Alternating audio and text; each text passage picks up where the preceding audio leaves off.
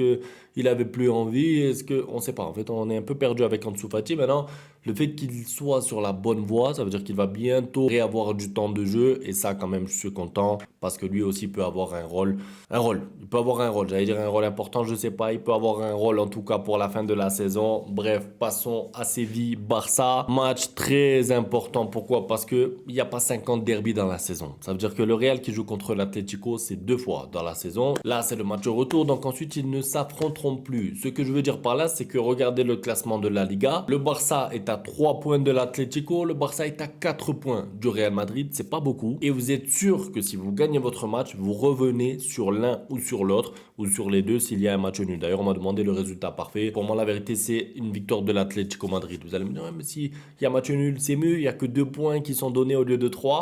Peut-être, mais en fait, si le Real Madrid perd, déjà Atlético repasse devant le Real, et ça, on va pas se mentir, on prend. Et surtout, je pense que l'Atlético va lâcher des points plus tard dans la saison, en tout cas plus que le Real. Donc pour moi, ça me paraît mieux une victoire de l'Atlético Madrid aujourd'hui. Maintenant, s'il y a un match nul, je prends aussi. Par contre, et c'est Hansi Flick qui en a parlé en conférence de presse, il faut se concentrer sur nous-mêmes, parce que le match là-bas à Séville, déjà, il s'annonce difficile, et surtout, si l'Atlético ou le Real gagne ou il y a match nul, mais que toi, le lendemain, tu n'es pas capable de prendre les 3 points, ça sert à rien, quoi. En fait, ça sera comme s'il n'y a pas eu de derby. Tu vas être là à courir derrière le Real, 7 points de retard encore.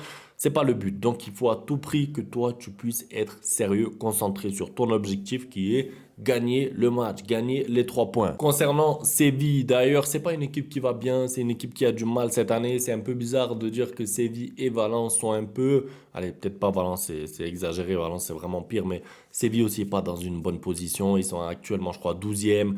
Ils ont beaucoup de défaites cette saison. Ils ont du mal à enchaîner les victoires. C'est une équipe qui, par contre, réussit très bien au Barça. La preuve, regardez les 5 derniers matchs entre le Barça et Séville. Se sont terminés par 5 victoires du Barça, dont des victoires 3-0, etc. Donc, c'est une équipe qui réussit bien. Mais attention, parce que là-bas, Sanchez-Pizjuan, vous connaissez le stade, l'ambiance, c'est difficile. Je pense que si le Barça met les mêmes ingrédients que contre Valence, ça va le faire. C'est-à-dire que si le Barça rentre dans le match directement et essaye d'aller faire mal à Séville, marquer un but en premier, le match peut être ensuite facilité, si on peut dire ça comme ça. Vous avez regardé leur match contre le Real Madrid, ils ont des lacunes défensives. Je crois qu'ils avaient pris 4 buts, 4-2 contre le Real. Ils auraient pu prendre 6, 7, 8 buts aussi dans le match. Le Real menait 2 ou 3-0 en 20 ou 30 minutes. Bref, c'est une équipe qui concède beaucoup de buts. C'est une équipe qui n'a pas vraiment d'assurance, mais elle sera poussée par son public. Après, j'ai dit ça pour Valence. Il y avait 3-0 en 20-30 minutes. Donc, si c'est un Barça qui est encore efficace, ça le fera. D'ailleurs, en parlant d'efficacité, on a déjà la réponse, c'est Lewandowski qui jouera. C'est Hansi Flick qui l'a dit en conférence de presse.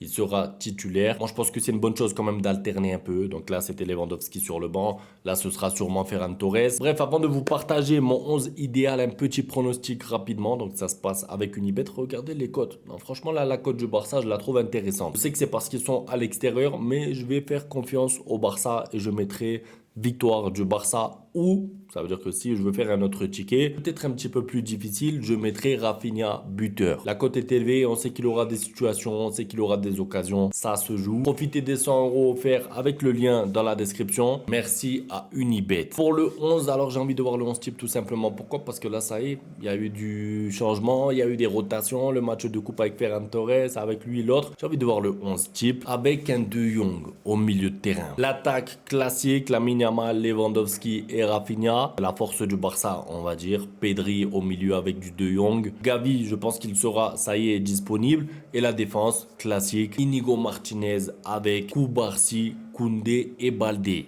Et bien sûr, Chesney dans les cages, on le sait. C'est un peu le 11 type. Il y en a qui vont me dire Araujo, pas Araujo. Bon, moi, je pense que pour ce match, c'est mieux Inigo. Quand il y a des attaquants rapides en face, dangereux, je pense que Araujo peut faire du bien. Là, je préfère un joueur, on va dire, intelligent. N'hésitez pas à participer dans les commentaires. Que pensez-vous du 11 idéal? Donnez-moi un petit pronostic aussi dans les commentaires. Je lirai tout ça. Rendez-vous demain pour le débrief. Ou plus tard pour le débrief madrilène. Ciao. Bang, bang, bang, bang, cold boy. ¿Ustedes pueden aceptar mi negocio?